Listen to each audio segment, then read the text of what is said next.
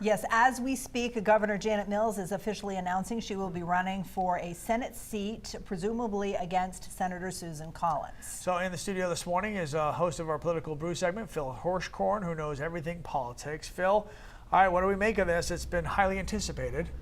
Well, that's right, Lee, and we sort of learned about this on Friday and first told our audience that this would be coming, and just moments ago I checked janetmills.com. Our viewers can go there after this newscast and see it for themselves.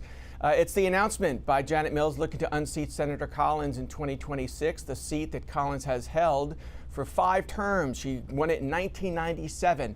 But if you watch this video, you'll hear, it certainly sounds this way to me, that Janet Mills is a little less focused on Senator Collins and her record and more on the head of the Republican Party. That's President Donald Trump. Let's listen to something that comes in the video, one of the excerpts that we've chosen, and to give you a flavor of what Janet Mills is saying this morning.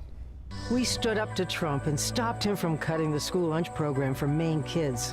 But there are too many politicians in Washington, including Susan Collins. Susan Collins, we want to thank. Who've forgotten their principles and let bullies like Trump have their way. And it's hurting Maine people.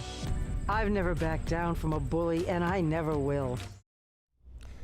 You know, in this video, which runs 2 minutes, you see Janet Mills on camera, filmed in a very nice, bucolic, sort of autumnal location, saying a lot of things. There's a lot of references to her past.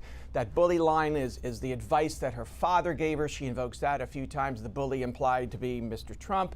And she talks a lot about the firsts in her career. As you know, longtime Mainers know, Janet Mills is not only the first female governor in state history, she was the first female district attorney. When she held that job in Androscoggin County, she was the first attorney general. People might remember she was very combative with Paul LePage, who was then the Republican governor of the state.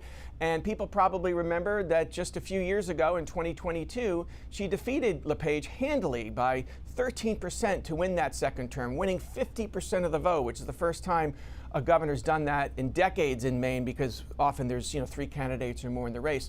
So this is going to be a very interesting primary first for Janet Mills. She is going to be on the ballot next June with several other candidates, including Graham Plattner, who's gotten a lot of attention, a 40-year-old newcomer, veteran oyster farmer who's raised $4 million and has been hosting very well-attended town meetings throughout the state. But Plattner, Mills, and other hopefuls all have in common is Susan Collins is the political target, if you will. And again, in her video released just a few moments ago announcing her campaign, here's another excerpt, and only the second, three times, where Janet Mills mentions Susan Collins by name. Let's take a listen.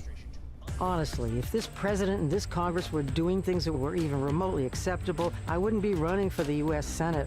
But when Trump rips away health care from millions of Americans and drives up costs on everything from groceries to housing to trucks and cars, then turns around and gives corporate CEOs a massive tax cut, and Susan Collins helps him do it after she helped him overturn Roe v. Wade? Again, Susan Collins and that Kavanaugh vote, that was a big issue in the 2020 campaign, where she handily beat Sarah Gideon. In fairness to Susan Collins, she's voted for every Supreme Court nominee that's come her way over the years, whether a Democratic president or a Republican president, except for Amy Coney Barrett, who's actually one of the Republican nominees who was in that 6-3 majority in the Dobbs decision overturning Roe v. Wade. Collins is 72, Mills is 76, so the calls in some corners for generational change aren't going to apply here if this clash of the titans emerges in the coming year. Collins has quite a voting record, a reputation for bipartisanship, which she loves to talk about. But what Mills is saying, and other critics say, is even though she defies Donald Trump now and then, voted against a couple cabinet nominees, for instance, on the other hand, she voted for the so-called Big Beautiful Bill, which was the big budget plan that passed earlier this year, which is sort of the root of the current government shutdown, the standoff over that. So Collins will be, in her own time, very well funded, and has proven to be a dogged campaigner. She loves to talk about all the money she's steered to Maine and Maine projects over the years, and now that she's chair of the Appropriations Committee, where spending bills normally go through when the government's open and functioning, she has even more power to do that. So you're really dealing with the two best known and some would say most accomplished Maine politicians, male or female, of their generation here in Maine. And certainly if Mills wins her primary, this 2026 race against Susan Collins will be very competitive. And no matter who faces Susan Collins, we know from 2020 this will be one of the most watched and most contributed to campaigns in the country. Back to you guys.